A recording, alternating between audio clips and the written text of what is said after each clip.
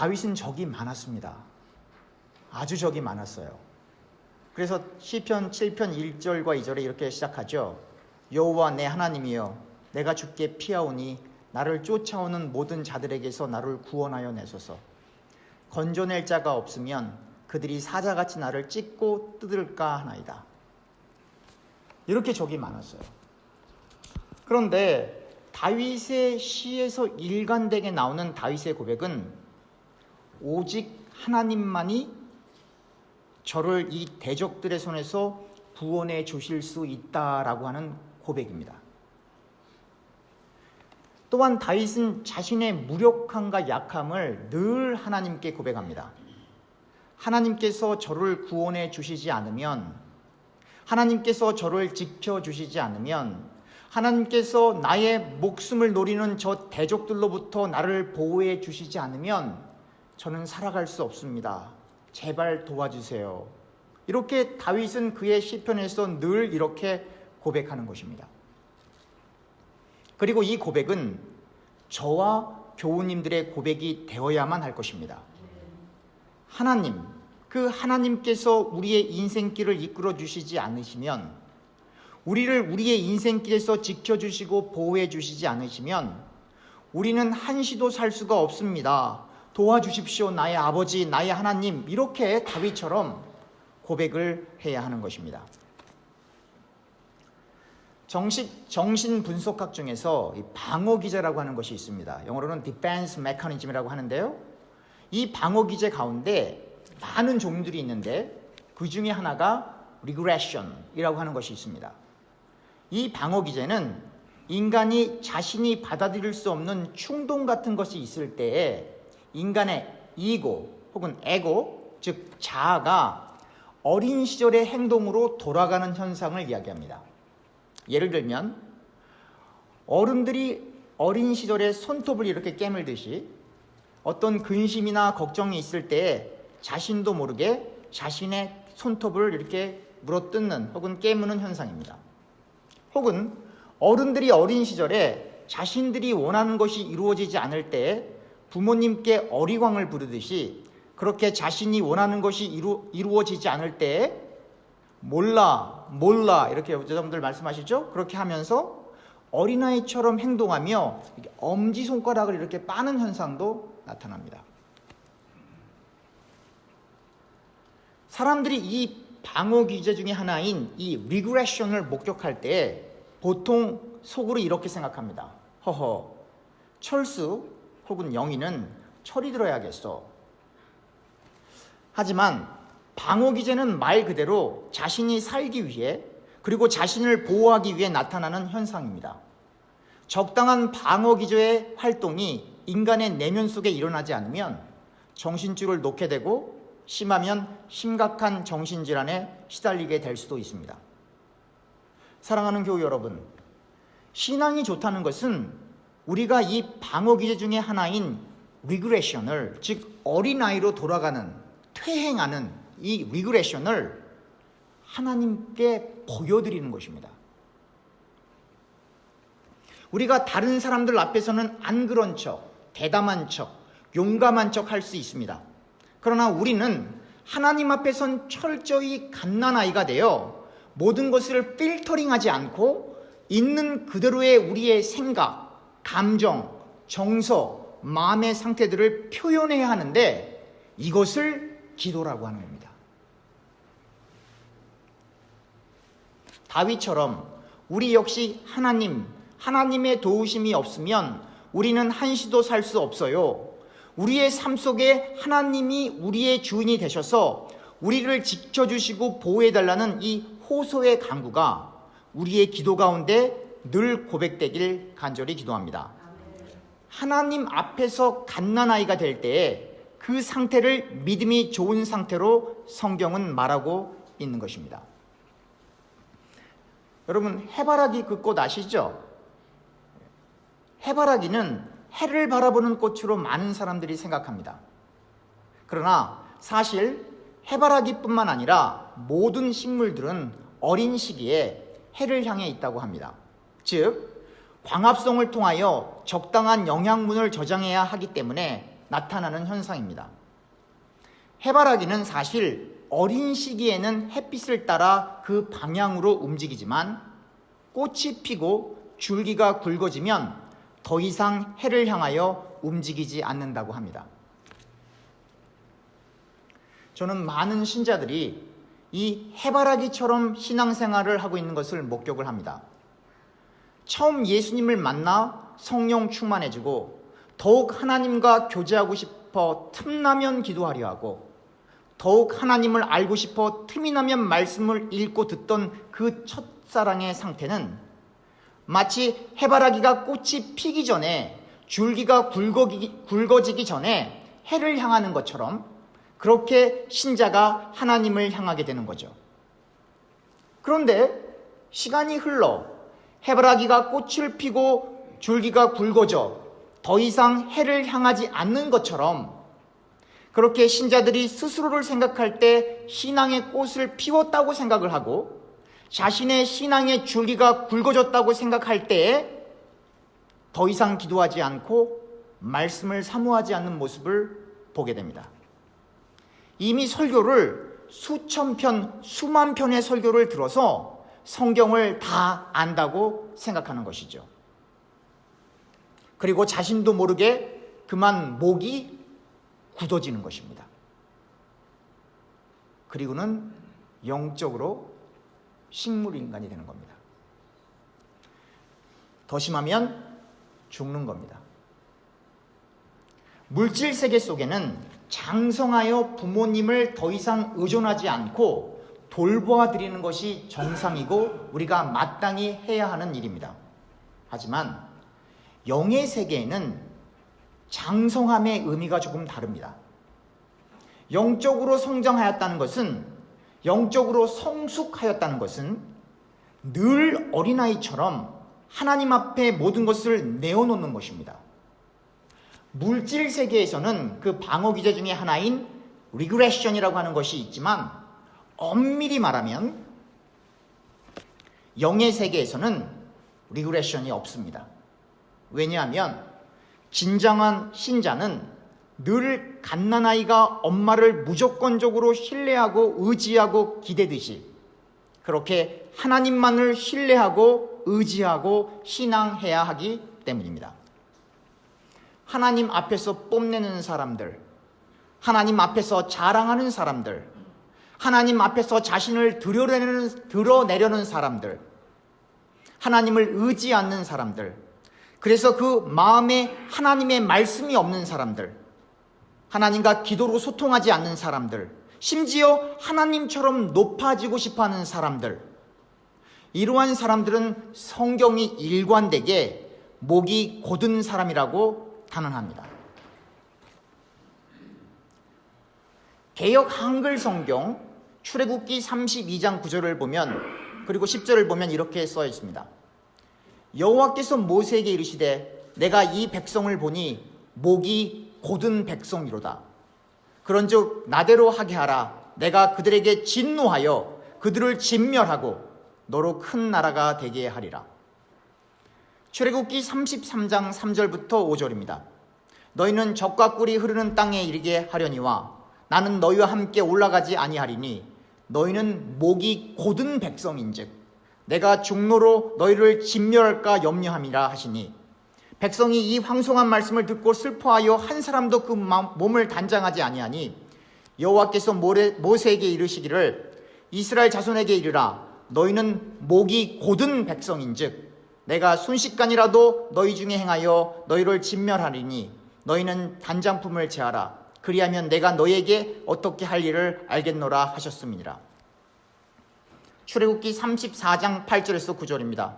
모세가 급히 땅에 엎드려 경배하며 가로되 주여 내가 주께 은총을 입었거든 원컨대 주는 우리 중에 행하옵소서. 이는 목이 곧은 백성이니이다. 우리의 악과 죄를 사하시고 우리로 주의 기업을 삼으소서.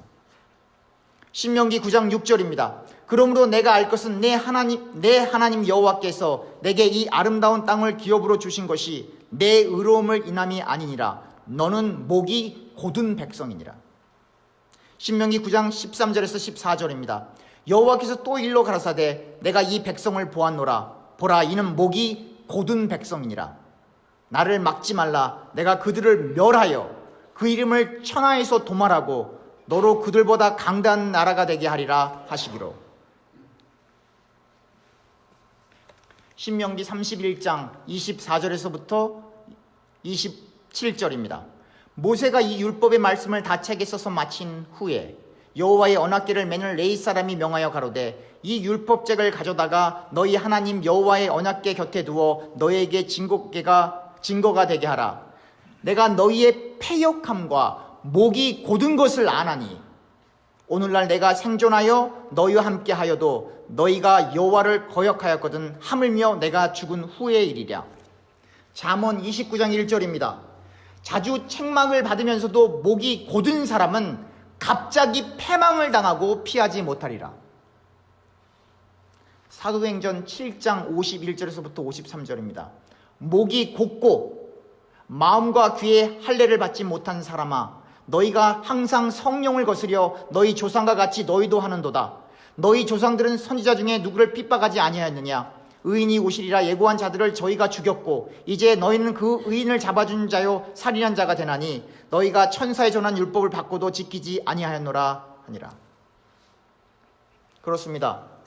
하나님 앞에 목이 곧으면 하나님의 심판을 피할 수가 없습니다. 겸손이라고 하는 덕목은 조건적인 덕목이 아니라 신자라면 무조건 가져야 하는 덕목입니다. 즉 겸손하게 모든 것을 하나님께 의지하여 철저히 다윗처럼 하나님 앞에서는 갓난아이가 되어 전적으로 하나님만을 의존해야 하는 것입니다. 그래야 우리의 심령에서 터져나오는 진정한 기도를 하나님께 드릴 수가 있게 되는 것입니다. 시편 7편 3편에서 5절입니다. 여호와 내 하나님이여, 내가 이런 일을 행하였거니와 내 손에 죄악이 있거나 화친한 자를 악으로 갚았거나 내 대적에서 까닭없이 빼앗거든 원수가 나의 영혼을 쫓아잡아 내 생명을 땅에 짓밟게 하고 내 영광을 먼지 속에 살게 하소서. 셀라. 여기서 나의 영혼에 해당하는 히브리 원형은 네페시입니다. 이 네페시는 인간의 정신활동과 감정 등에 관계된 영역을 표현할 때 성경에서 표현되는 것으로 인간뿐만 아니라 동물을 지칭하여 살아있는 존재로 표현할 때에 이 네페시가 사용됩니다. 다윗을 해하려 하는 세력들과 접하여 다윗은 부당하게 악행을 그들에게 저지르는 적이 없음을 이야기하고 있습니다. 그리고 만약 다윗이 자신의 원수에게 그러한 부당한 일을 했다면 자신이 그 원수들에게 처벌을 받아도 괜찮다라고 호소하고 있는 것입니다. 사랑하는 교우 여러분, 우리가 인생을 살아가다 보면 우리 역시 다윗처럼 우리를 해하려는 사람을 만날 수 있습니다. 그럴 때 우리는 기억해야 합니다. 우리는 그 원수들을 향하여 불의한 일을 해서는 안 된다는 것입니다. 그렇게 그 사람들에게 똑같이 안 좋은 방향으로 대해서 안 되는 이유는 시편 7편 6절에서부터 8절에 그리고 그 이하에 잘 나와 있습니다. 제가 6절부터 13절까지 읽겠습니다. 여호와여 진노로 인하사 내 대적들의 노를 막으시며 나를 위하여 깨소서. 주께서 심판을 명령하셨나이다. 민족들의 모임이 주를 두르게 하시고 그의 높은 자리에 돌아오소서. 여호와께서 만민에게 심판을 행하시오니 여호와여 나의 의와 나의 성실함을 따라 나를 심판하소서. 악인의 악을 끊고 의인을 세우소서. 의로우신 하나님이 사람의 마음과 양심을 감찰하시나이다. 나의 방패는 마음이 정직한 자를 구원하시는 하나님께 있도다. 하나님은 의로우신 재판장이시며 매일 분노하시는 하나님이시로다. 사람이 회개하지 아니하면 그가 그의 칼을 가시며 그의 활을 이미 당기어 예비하셨도다.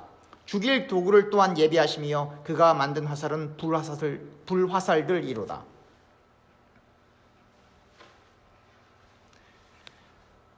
다윗의 원수를 심판하시는 분이 하나님이듯이 오늘에 읽었던 내용들처럼요, 우리의 원수를 심판하시는 분 역시 누구십니까? 하나님이십니다.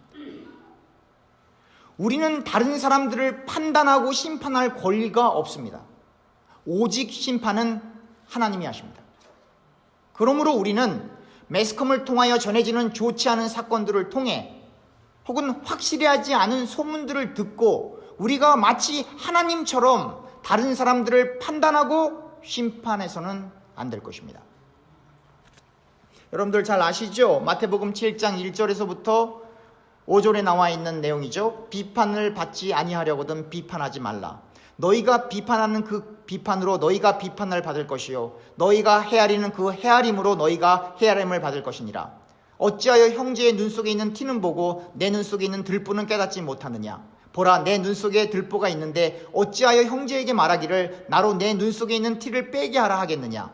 외식하는 자여, 먼저 내 눈 속에서 들보를 빼어라. 그 후에야 밝히 보고 형제의 눈 속에 티를 빼리라.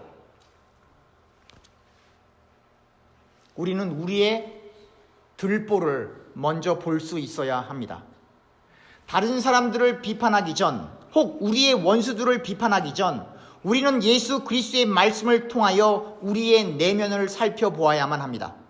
우리의 네페시, 즉 우리의 정신과 영혼이 진실로 하나님을 향하고 있는지를 점검해야 하는 것입니다. 또한 우리는 우리의 마음과 양심을 감찰하시는 하나님을 기억해야 합니다. 시편 7편 9절에 제가 읽었던 부분이죠. 악인의 악을 끊고 의인을 세우소서. 의로우신 하나님이 사람의 마음과 양심을 감찰하시나이다. 이 감찰하다의 히브리 원형은 바크헨입니다.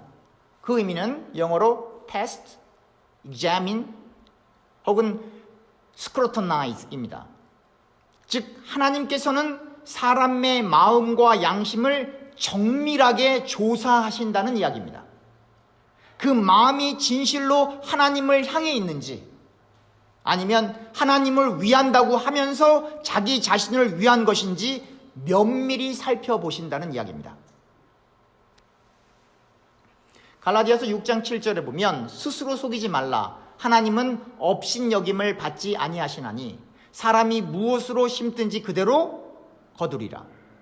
여기서 업신여김을 받지 아니하시나니에서 업신여김에 해당하는 헬라어 원형은 묵테리조입니다. 이 묵테리조는 본문에서 3인칭 단수 현재 수동형이 부정어 으와 함께 사용되어 묵테리제타이가 되었고 그 뜻은 하나님은 인간의 거짓에 의해 조롱받으시지 않으신다는 것입니다. 하나님은 인간의 거짓에 의해 업신여김을 받지 않는다는 것입니다. 하나님은 인간의 거짓에 의해 비웃음을 당하지 않는다는 것입니다. 개역 한글 성경에는 하나님은 만홀히 여김을 받지 않는다라고 그렇게 기록되어 있습니다. 하나님은 인간의 껍데기, 즉 인간의 학벌, 인간의 재물, 인간의 생김새 등을 보시는 것이 아니라 늘 인간의 중심을 보십니다. 사무엘상 16장 6절에서 7절을 보면 그들이 오매 사무엘이 엘리압을 보고 마음에 이르기를 여호와의 기름 부으실 자가 과연 주님 앞에 있도다 하더니 여호와께서 사무엘에게 이르시되 그의 용모와 키를 보지 말라. 이미 그를 버렸노라. 내가 보는 것은 사람과 같지 아니하니 사람은 외모를 보거니와 나 여호와는 중심을 보느니라 하시더라. 여기서 중심에 해당하는 히브리 원형은 레바브입니다. 그 의미는 인간의 마음 혹은 그 마음 가운데 있는 중심을 이야기하는 것입니다. 하나님은 우리가 진실되이 하나님을 신뢰하고 신앙하고 의존하는지를 감찰하십니다. 감찰하는 그 하나님 앞에 우리들은, 아니 모든 인간들은 감출 수 있는 것이 전혀 없습니다. 그러므로 우리는 우리의 죄악과 한계를 인정하여 하나님과 항상 기도로 깊이 있는 소통을 하며 다윗처럼 나의 방패는 마음이 정직한 자를 구원하시는 하나님께 있도다라고 고백할 수 있도록 우리의 중심이 늘 하나님을 향해 있어야 하는 것입니다. 시편 7편 11절에 보면 이렇게 써 있습니다. 하나님은 의로우신 재판장이심이요 매일 분노하시는 하나님이시로다. 무슨 생각이 드세요? 매일 분노하시는 하나님. 원어로 보면 엘로임 소펫 사딕 오엘 조엠 버칼 욤이에요. 그런데 한글 성경의 번역이 정확하게 맞아요. 하나님은 의로우신 재판장이시며 매일 분노하시는 하나님이시로다. 그런데 제가 지난주에 설명해 드렸죠? 킹 제임스 버전, 뉴 킹 제임스 버전, 그 다음에 다른 영어 성경들 설명했죠? 이것을 킹 제임스 버전과 뉴 킹 제임스 버전으로 보면 이렇게 써 있어요. 다 똑같은데 거기에 한 단어가, 그러니까 두 단어가 들어가 있어요. The wicked, 악인들이 들어가 있어요.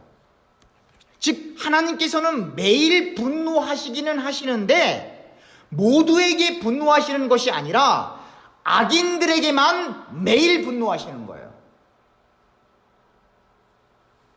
그래서 예수 안 믿는 사람들이 잘 사는 거 보고 부러워할 거 없어요. 하나님이 그들을 향해 매일 분노하고 계세요. 언제까지요? 지옥에 떨어질 때까지요. 그래서 예수 믿는 것은 생명이 달린 문제예요. 시편 7편 12절에서부터 13절입니다. 사람이 회개하지 아니하면 그가 그의 칼을 가시며 그의 활을 이미 당기어 예비하셨도다. 죽일 도구를 또한 예비하시며 그가 만든 화살은 불화살들이로다. 하나님 앞에서 모든 사람은 죄인입니다. 예수님의 보혈 없이는 그 누구도 하나님 앞에 설 수 없습니다. 다윗의 원수, 즉 하나님의 원수가 되는 사람은 그 목이 고다 하나님을 신앙하지 않는 사람들입니다. 그러므로 시편 7편 12절에 해당되는 사람들, 즉 회개를 필요로 하는 사람들의 가장 큰 죄악은 하나님을 믿지 않는 죄악을 이야기하는 것입니다. 다시 말하면 예수님을 믿지 않는 죄악을 말하는 것입니다. 예수님을 믿지 않는 사람들, 예수님의 보혈을 의지하지 않는 사람들은 하나님의 칼과 불화살, 즉 하나님의 진노로 인하여 패망하는 것입니다. 결국 하나님의 은혜의 부재로 인하여 하나님을 믿지 않는 사람들 혹은 믿지 못하는 사람들은 다음과 같이 되는 것입니다. 시편 7편 14절에서부터 16절입니다. 악인이 죄악을 낳으며 재앙을 베어 거짓을 낳았도다. 그가 웅덩이를 파 만듦이여 제가 만든 함정에 빠졌도다. 그의 재앙은 자기 머리로 돌아가고 그의 포악은 자기 정수리에 내리로다. 정수리가 어딘지 아시죠? 여기가 정수리예요. 바로 악인들은, 하나님을 믿지 않는 사람들은 예수님을 구주로 받아들이지 못해 예수님의 보혈을 의지하지 못해 결국 그들의 죄악과 거짓으로 형성된 재앙으로 인해 멸망의 구렁텅이로 떨어져 버리는 것입니다. 이 악인들의 구체적인 모습이 로마서에 자세히 나와 있습니다. 로마서 3장 4절을 제가 먼저 읽겠습니다. 그럴 수 없느니라. 사람은 다 거짓되되 오직 하나님은 참되시다 할지어다. 기록된 바 주께서 주의 말씀에 의롭다함을 얻으시고 판단받으실 때에 이기려 하심이라 함과 같으니라. 로마서 3장 10절에서부터 17절입니다. 기록된 바 의인은 없나니 하나도 없으며 깨닫는 자도 없고 하나님을 찾는 자도 없고 다 치우쳐 함께 무익하게 되고 선을 행하는 자는 없나니 하나도 없도다.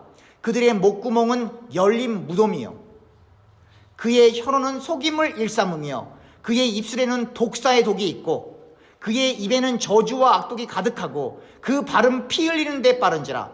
파멸과 고생이 그 길에 있어 평강의 길을 알지 못하였고 그들의 눈앞에 하나님을 두려워함이 없느니라 함과 같으니라. 바로 이 모습이, 바로 정확하게 이 모습이 하나님의 은혜를 받아들이지 못한 사람들, 예수님을 만나지 못한 사람들, 예수님의 보혈을 의지하지 못한 사람들의 현 주소입니다. 그분들은 아니라고 부인하겠죠.